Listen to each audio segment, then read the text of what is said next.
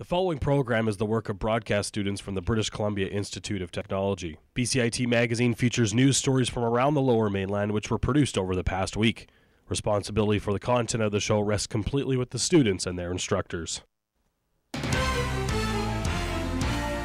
on BCIT Magazine, how Hurricane Sandy is affecting Vancouver travelers. A garbage incinerator in Burnaby producing toxic ash. And UBC staff getting flu shots from students.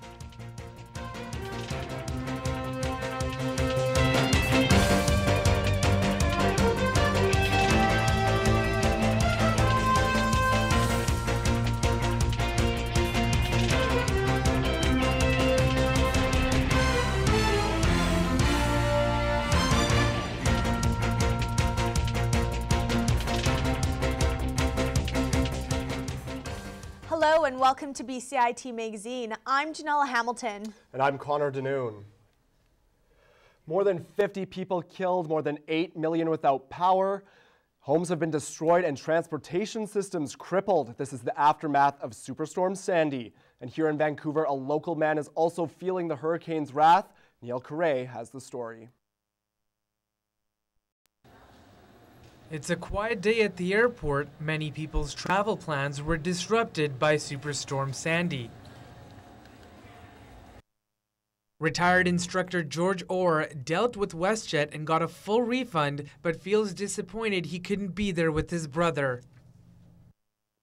We were heading off to New York. It was going to be a family event. My brother's running in a marathon, and we'd been hoping to go and watch him run next Sunday.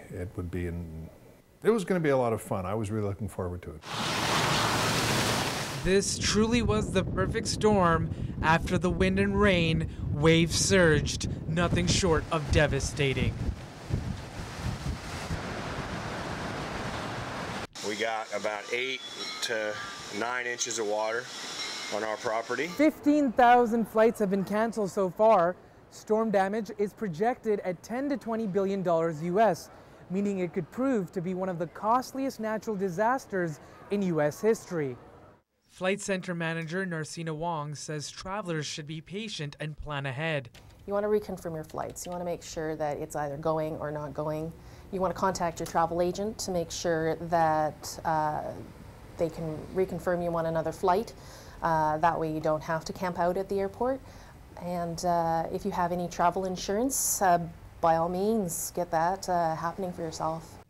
In New York, travel headaches keep on growing even as Sandy loses steam, badly damaging the 100-year-old subway system while water flowed down into the Ground Zero Memorial site. We would have flown into LaGuardia Airport. It's closed right now. It's underwater. And apparently it'll be a while before it's open. So at this point, we're just thankful we're not there. George won't get to see his brother this time, but he looks forward to the next family reunion, hopefully with calm weather. Neil Carre in Vancouver for BCIT Magazine. New reports show the superstorm death toll has reached 82 and is expected to climb as rescue workers search through more coastal homes. Joining us now via Skype is Jordan Orrick, a New York City resident who was affected firsthand by Hurricane Sandy. Jordan, can you give us an idea of what's going on in New York City right now? Well, you know, the answer is it really depends. Down in the lower half of Manhattan, still no power, very, very spotty cell service.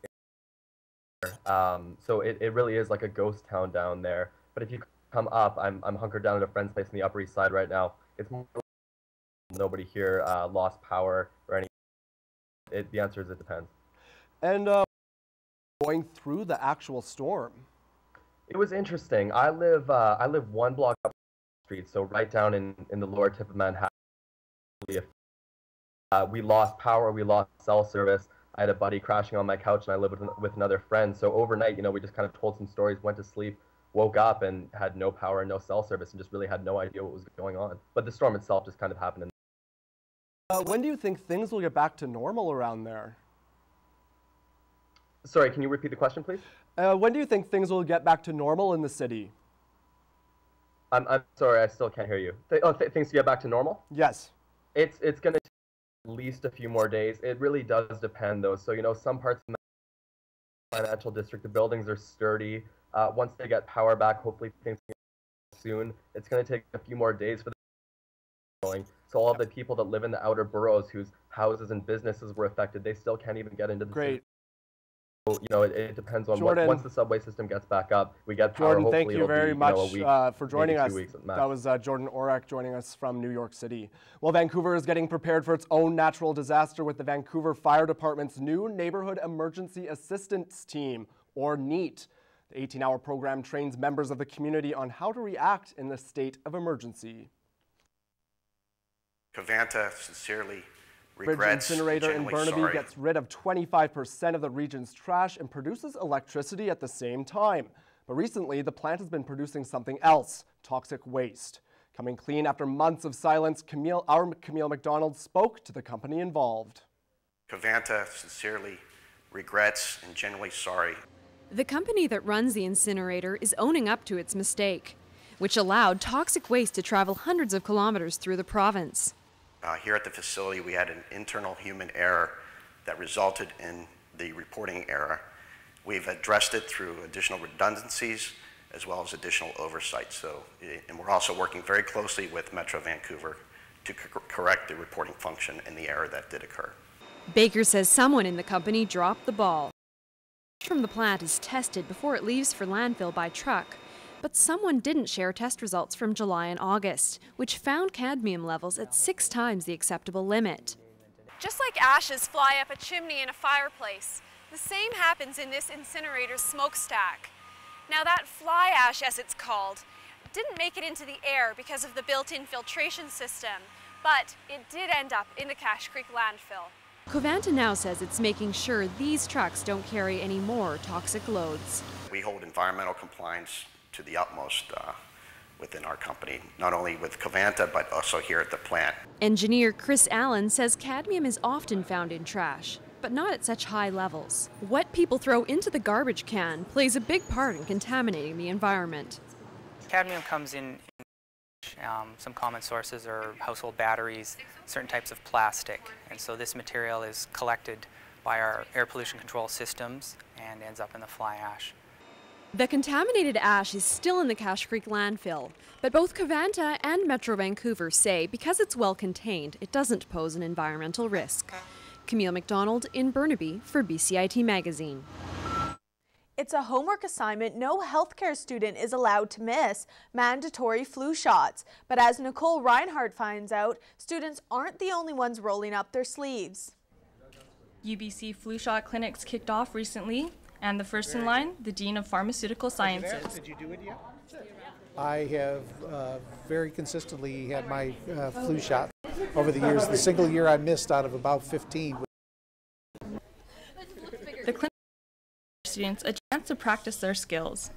A bunch of people came out today. I immunized a few people in the Department of Medicine and the president's wife earlier, so President Toop's wife, and just a bunch of different faculty members across campus. Students and staff have different personal beliefs on mandatory flu shots for healthcare workers, but they say it's part of the job. I think it's always difficult when one mandates things, but if you're really concerned about both the patient and the healthcare provider, there seems to be some reason, and I'm a big believer in evidence-based decision-making. All students in the nursing program, we're in hospital, we're in community, so we're also mandated to get the flu vaccine. So I got mine today as part of this clinic, and the rest of my colleagues will get theirs. Something that we'll have to keep doing. For as long as I've been a practitioner for, I don't know, the last 16 years or so, it's always been my perception that it was mandatory.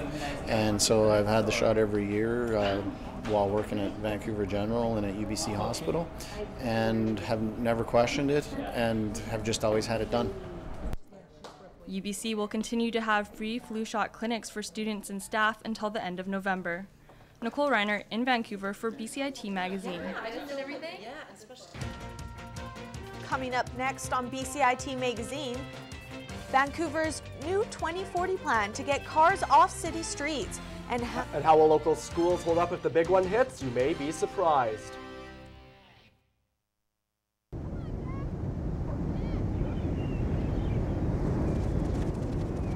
This is me. and my mom and dad, and my big brother Alex, and Jack.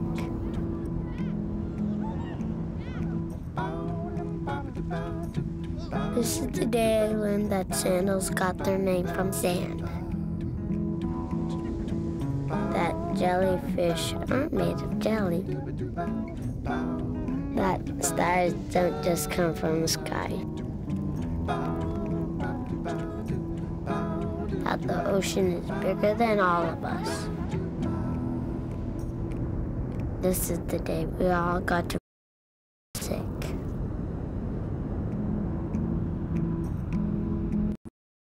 This was my wish.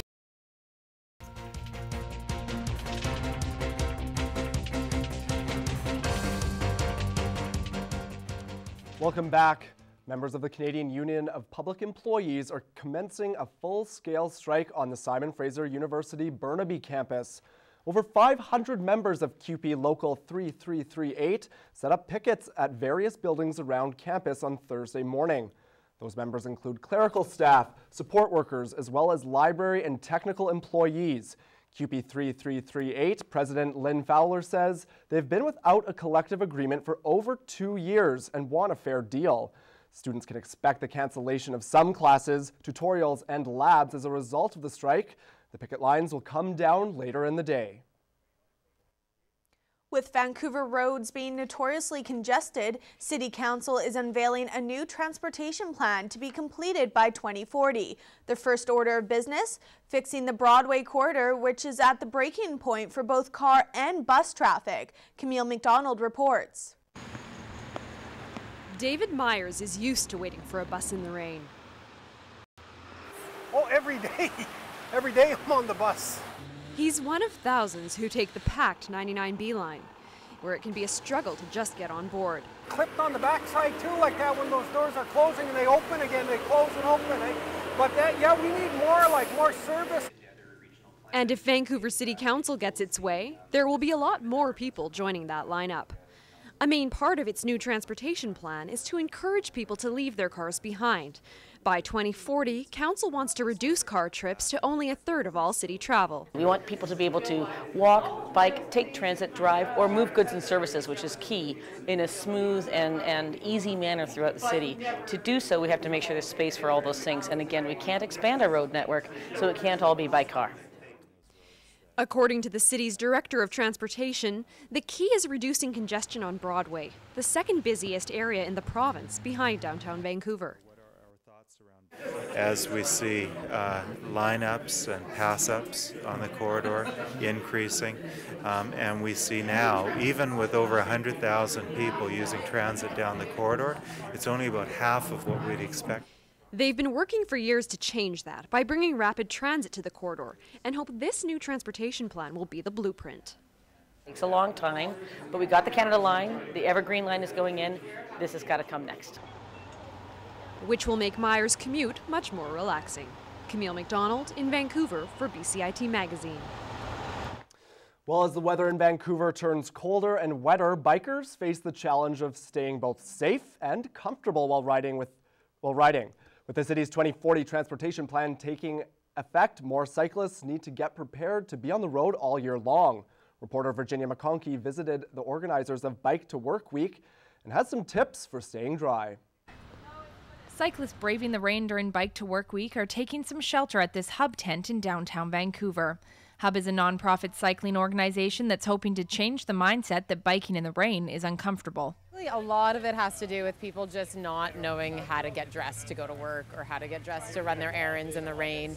They think that it's going to take a lot more than it actually is. You don't have to have a ton of special gear. You can just buy a rain poncho and throw it on over all of your stuff. Wear some of your regular rain boots. You don't need to go out and buy a whole new wardrobe for your rain gear.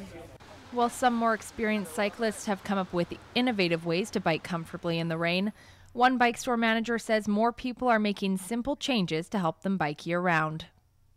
People are making sure that they have the proper lights, that they have, we do a lot of fenders on bikes now, so people are getting ready for it so they can ride the bike. So people buy gloves, warmer gloves, they'll buy more visible clothing, rain gear, rain pants. So yeah, they're definitely getting prepared for it. And some cyclists say they're starting to see a change for the better. There's been tons of improvements in the city. Lots more people are getting on their bikes rather than jumping in the car. And we're working really hard to make cycling accessible and safe and comfortable for everybody. So yes, there's less people on the bike lanes. We are seeing more and more people every season, that every year the winter riders, there are getting to be more of them. Every year we do Bike to Work Week, we're seeing bigger numbers. So I think people are learning that it's still a safe and convenient way to get around town, even in the rain. Which means these rainy day cyclists may have more company in the bike lanes soon. Virginia McConkey in Vancouver for BCIT Magazine. A recent review of BC schools shows many are not built to withstand a high magnitude earthquake. 140 high-risk schools still need to be addressed, and some are saying the approval process for these upgrades is just too slow. Nicole Lobo has more. The Vancouver School Board says the process for approving seismic upgrades for BC schools needs to be fast. Looked at those timelines and thought, well, now we're already at 2012. If we're going to completed, we need funding in place over the next 5 years, because from the point that we get project approval and actual funding commitments, then we go into design and development. That can take 1 year to 2 years in some cases, and then the construction itself can take 2 to 3 years. University built in 1927, the school is one of many that need these upgrades due to the way it was constructed. The structures are so inappropriately designed for a seismically active zone. It just wasn't what was top built. They are heavy buildings, they're brittle, they're made of really the worst kinds of materials in a seismically active zone, and they're not reinforced. There are mixed reactions from students at University Hill. I would be scared because our school, as you can see, it doesn't look very prepared at all. This old school is about to be knocked down pretty soon. Right now we don't really feel as safe, like if we move to a new school, like, because this school's been here for like quite some time, right? I feel safe. Like, I know that nothing really major will happen, and if it does, like, there's always something. Like, we practice it a lot, so we know what we have to do in the case of an earthquake. December we're going to be moving to a new school, which is supposed to be a lot better.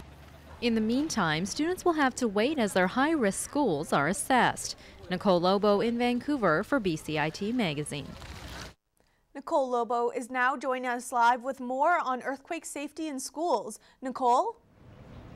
Janella, there still are 42 schools in Vancouver that are waiting to be upgraded. And just like Patty Backus had mentioned, she says the approval process needs to be much faster before these upgrades can be completed by 2020. Now, the board did submit a 5-year proposal to the Ministry of Education, and in that proposal there was also an $850 million request to get the project started. Now, the ministry has pared down that initial list of schools, but they're also still saying that they are very optimistic that everything will be completed by 2020.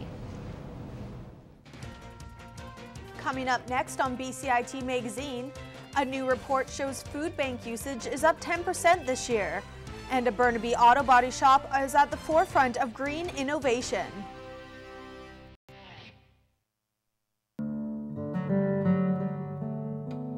They say if you want a wish to come true, never tell anyone. But there is one wish that can make the difference between life and death. And this wish can only come true if you tell someone. Please, let your family know you want to be an organ donor.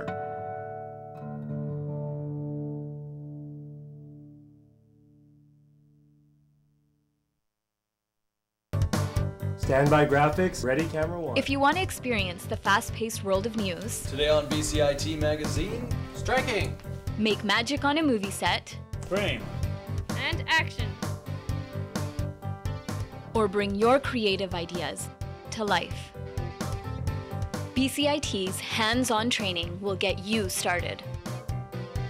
BCIT television and video production. Your possibilities start here. I'm Alyssa Bauer, and this is your community calendar.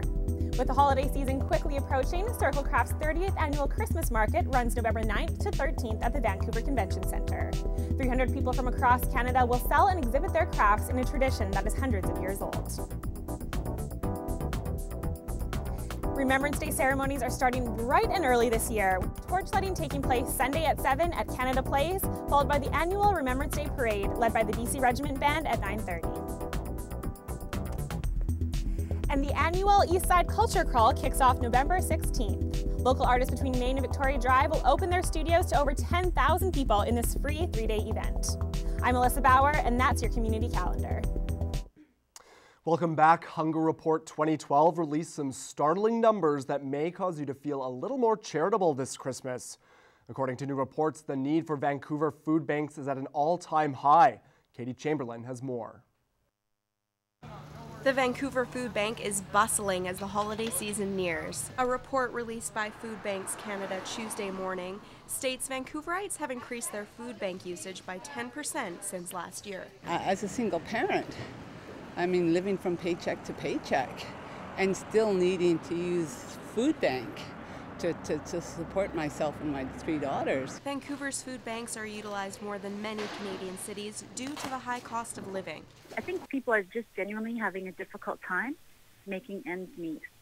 A very common scenario for us is to have a mom and a dad that are working full-time and are struggling to provide for their children, to deal with daycare, to pay their rent or their mortgage, to have enough left over to buy food for their families. There is no doubt food banks are a huge help to those in need. But is it enough? No, it's not enough, but you know what? It helps. Every little bit helps. We're a rich province, but the people are the ones that are suffering. Everybody needs help sometimes. We live in a very, very expensive place, and for a lot of people, no matter what they're doing, employment or otherwise, it's just not workable. At this time, Vancouver Food Bank supplies food to about 100 community agencies and many individuals. This equates to approximately 27,000 people per week. Katie Chamberlain in Vancouver for BCIT Magazine.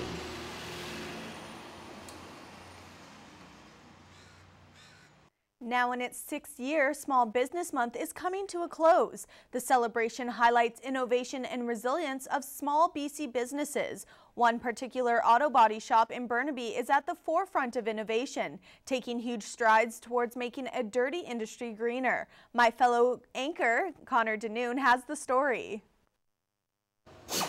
Here at False Creek Auto Body, business is booming, but surprisingly, there aren't any customers around. That's because Bernhard Rubert, the shop's owner, says he wants to take the stress out of getting your car fixed after an accident.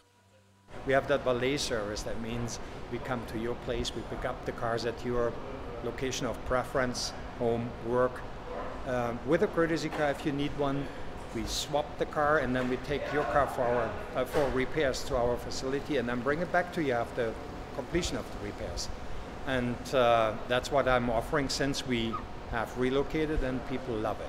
Along with customer service, Rubert is known for his innovation in the automotive repair industry. When he bought the business a decade ago, he was the first shop in Western Canada to standardize the use of water-soluble paint. This paint, he says, is far less toxic for his painters and for the environment. Wanted that stuff because in Europe it's already out there for 15 years, and I think it's time to have it here also at the West Coast. And so there was no hesitation. Staff and including the painters, of course, they got adjusted very neatly, to the new products. And right now I'm preparing the shop for being absolutely green. That means, I just want to have water-based products here. So I will be the first one beginning of December to use a complete product line on water-based.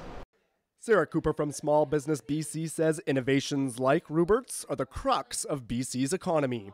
So in British Columbia, 98% of businesses are considered small businesses. Innovation really lives within entrepreneurs, but they don't necessarily always realize it. But we feel that innovation really goes way beyond. It's more about thorough market research and having a true understanding of your customers' needs, and that's what's really required for successful innovation. Back in the shop, Rubert says he looks forward to working with other business owners to effect change. So just to work together in a kind of a network group, that would be fantastic. Connor Denoon in Burnaby for BCIT Magazine. An avid photographer and volunteer at the Wildlife Rescue Association is using his passion for taking photos to help a Burnaby association treat more than 4,000 animals a year. Nicole Lobo has more. Photographer and volunteer at the Wildlife Association, Paul Steeves still remembers when he took his very first photo. I can still remember bending down and taking pictures of a kitten, one of the little kittens next door. I still have the camera at home. 10 of his photos are being featured in their 2013 calendar, and now he's found a way to combine his love of photographing birds with his passion for helping them. Main thing I do is I work a shift in the care center, and usually there's a morning shift, midday shift, and an afternoon shift, 7 days a week. It's cleaning, feeding, and put them to bed, right? And the staff do all the medications and the examinations, and the volunteers do all the cleaning and the feeding.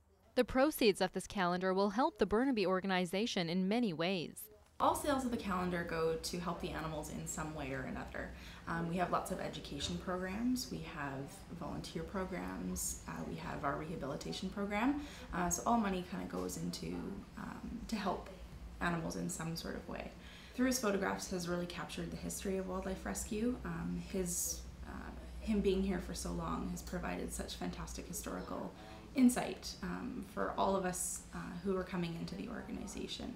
And it's really fantastic to have somebody with Paul's ability to keep the animals in mind when doing photography. Digital ones.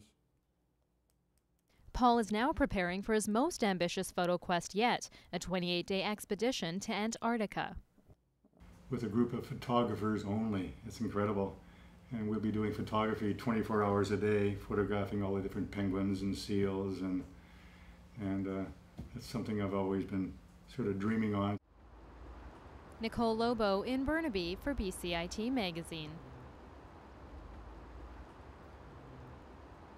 If you have any questions or comments regarding this program, please visit us online at bcit-broadcast.com or bcitbroadcastnews.ca. I'm Connor Denoon. And I'm Janella Hamilton, and that's today's BCIT Magazine. Thanks for watching. We leave you now with a look at a very wet Vancouver commute.